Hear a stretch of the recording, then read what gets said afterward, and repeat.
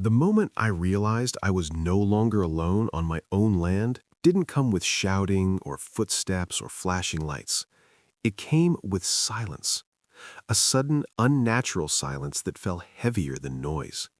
I was sitting at my kitchen table late at night, the house dim, the only sound the quiet hum of electricity running through walls I had built myself. My coffee had gone cold, untouched for minutes, because something in my chest felt wrong. Then every screen went black at once. Not one by one, not flickering, just gone. As if someone had reached into my life and turned me off. In that instant, my heart didn't race, it sank. Because fear that arrives too fast is panic, but fear that arrives slowly is knowledge. And I knew, without seeing anyone, without hearing a sound, that this wasn't an accident. This was intention. I bought this land to disappear, to exist without being watched, measured, or corrected. I wanted mornings where the air smelled like dirt and trees instead of asphalt. Nights where darkness meant rest, not danger. I didn't build this place to impress anyone. I built it because I wanted ownership in the purest sense of the word. Ownership of silence. Ownership of space.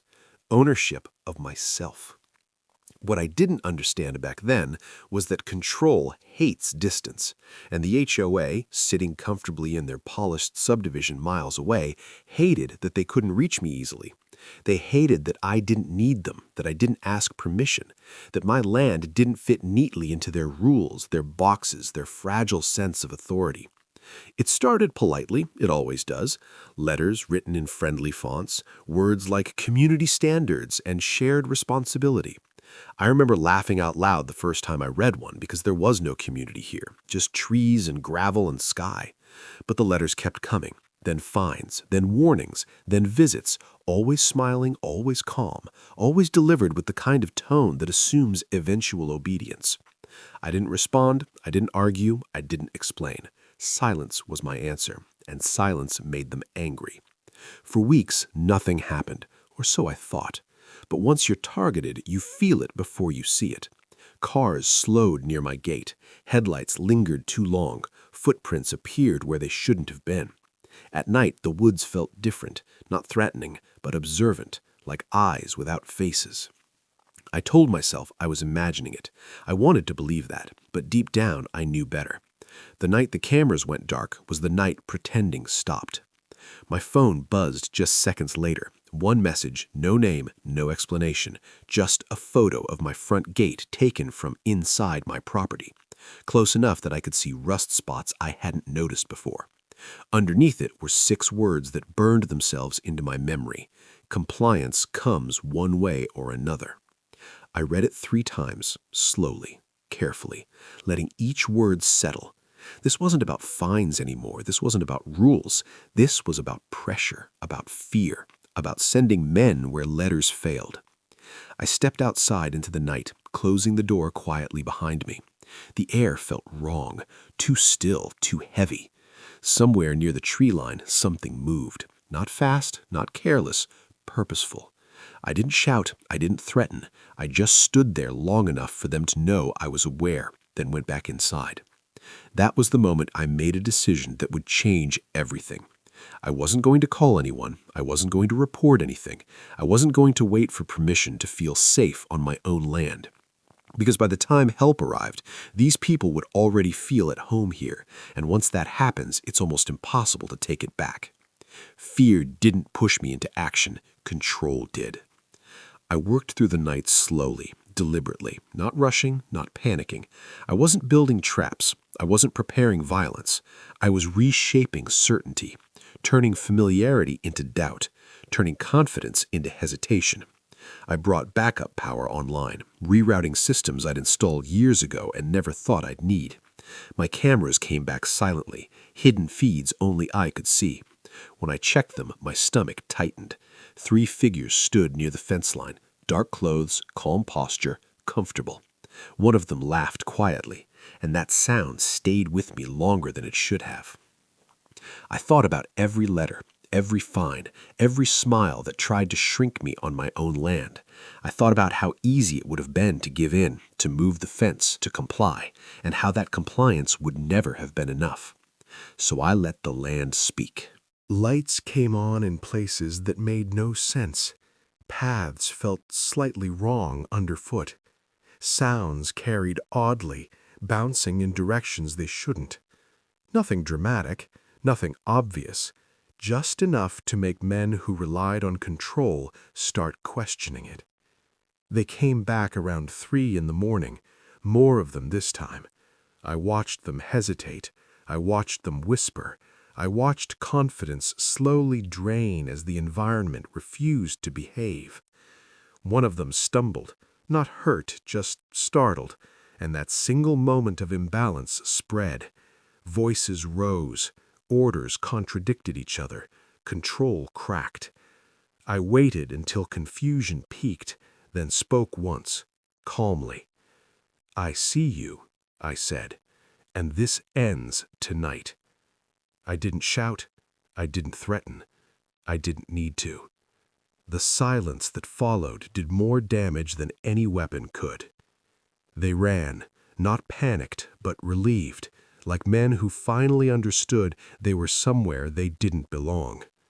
When the sun came up, everything felt lighter. The woods breathed again, birds returned, the house felt like mine. There was an email waiting, apologies, careful words, promises of cooperation. I archived it without replying. They never came back. And sometimes, late at night, I think about how close it came, how easily fear could have won, how quietly control tries to reach root. And I remind myself that boundaries aren't built with threats or authority. They're built with presence. And this land remembers who stood their ground. The night after they ran didn't bring relief the way I expected. Instead, it brought awareness, the kind that keeps you awake even when everything is quiet. I sat in the dark living room long after the sun went down again, listening to the house settle, replaying every movement I'd seen on the screens, every hesitation in their steps, every moment where the land itself seemed to breathe back at them. Victory, if you could call it that, didn't feel loud or triumphant. It felt fragile, like something that needed guarding. I kept telling myself it was over. They'd tested me. They'd failed. People like that don't like resistance, especially when it costs them confidence. But another part of me, the part that had built this place from the ground up, knew better. Control doesn't disappear. It retreats. It watches. It waits for fatigue, for complacency, for the moment you convince yourself you're safe again. So, I stayed awake. I walked the perimeter slowly, deliberately, letting my boots crunch where I wanted sound and soften where I didn't. I touched the fence, felt the cold metal under my fingers, and remembered how many times they'd told me it didn't meet their standards. How strange it was that something meant to mark boundaries had become the reason someone felt entitled to cross them. As I moved through the trees, memories surfaced, small ones at first. The first letter, the second fine, the way the HOA representative smiled while explaining consequences like they were doing me a favor. Those memories didn't make me angry anymore. They made me focused, because I understood something now that I hadn't before. This was never about rules. It was about dominance, about reminding people who gets to decide. The cameras stayed quiet for hours. No movement, no figures at the edge of the tree line, just darkness and the faint reflection of stars. Still, I didn't relax. I adjusted systems slightly, changed patterns, made sure nothing repeated the same way twice. Predictability is comfort. Comfort is weakness. Around midnight, a vehicle slowed near the gate, not stopping, just slowing. Headlights sweeping across the gravel, lingering for half a second too long before moving on. I didn't react. I didn't step outside. I let them see nothing. Silence can be louder than confrontation. Minutes passed, then more. The vehicle didn't return, but the message was clear. They weren't done watching. Sleep came in pieces, short stretches broken by dreams that felt too close to memory. In one, I was standing at the fence arguing with someone I couldn't see. In another, the land itself was shrinking, closing in, being measured and divided. I woke before dawn with my heart steady, but my mind already working. Morning brought fog, thick and low, the kind that erases distance. It reminded me of how easily perspective can be lost when visibility drops. I made coffee and stood at the window watching the mist roll through the trees, thinking about how power operates best when people can't see clearly. That afternoon, the email arrived. It was carefully written, apologetic without admitting fault. Words like miscommunication and regrettable escalation floated across the screen. They talked about mutual respect, about resetting the relationship, about moving forward cooperatively. I read it slowly, twice, then a third time, looking for what wasn't being said. There was no denial. That mattered. I didn't reply, not because I was angry, but because replies invite dialogue, and dialogue implies equality. I wasn't negotiating. I was establishing permanence. Days passed, then a week. The land stayed quiet. No cars slowed. No figures appeared. The woods returned to their old rhythms. Still, I kept walking the perimeter every night, not out of fear, but out of discipline. I adjusted systems slightly each time, changed lighting angles, altered timing. Nothing drastic, just enough to ensure that if anyone returned, the experience would never feel familiar. Sometimes I caught myself wondering how they explained what happened, what story they told themselves to make sense of it. People who believe authority protects them don't like admitting they walked into a place where it didn't apply. I imagine them sitting in some office, shrugging it off, saying it wasn't worth the trouble, that they'd pushed too far, that some people weren't as easy as they looked. That thought brought a quiet satisfaction I hadn't expected. But satisfaction didn't mean closure. One night, nearly 2 weeks later, I noticed something subtle on the cameras. Not movement, absence. A stretch of time where the usual wildlife didn't appear. No deer, no raccoons, no owls. The woods felt paused, like they were holding space for something.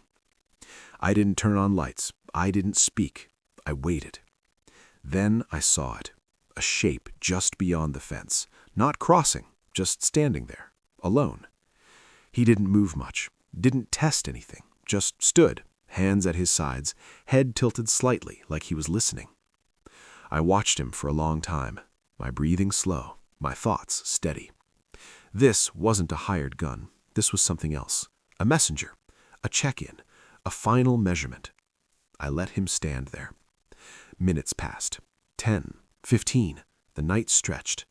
Finally, he took a step back, then another, then disappeared into the trees. I didn't pursue. I didn't acknowledge him. I let the land absorb the encounter and move on. The next morning, a second email arrived. Shorter this time, firmer. They were withdrawing all previous notices. No further action would be taken. They wished me well. That was it. No apology, no explanation, just retreat. Weeks turned into months. The seasons shifted. Leaves fell, snow came and went.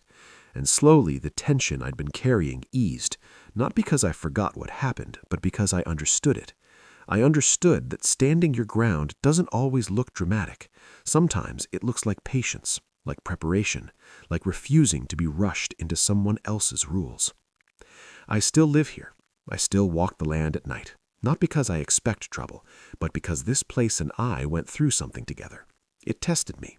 I answered. And now there's an understanding that didn't exist before. People think revenge has to be loud, that it has to leave marks or headlines. But real revenge, the kind that lasts, is quieter. It's making someone realize that their power ends where your resolve begins. They came here expecting compliance. They left with memory.